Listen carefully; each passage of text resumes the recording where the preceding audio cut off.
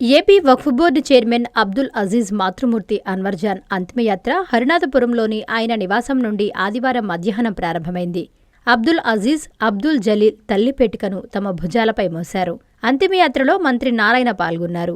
బంధువులు, శ్రేయోభిలాషులు, పలు పార్టీల నాయకులు, కార్యకర్తలు విషన్న వదనాలతో అన్వర్జాన్కు కన్నీటి వీడ్కోలు పలికారు.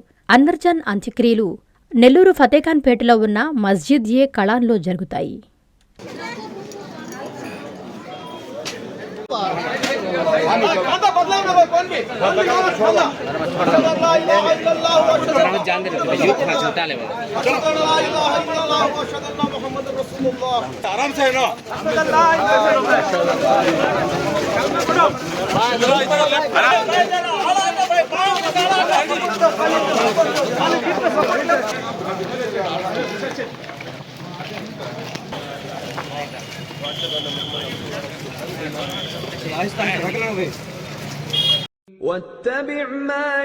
ఇన్నా లిల్లాహి వ ఇన్నా ఇలైహి రాజిఊన్.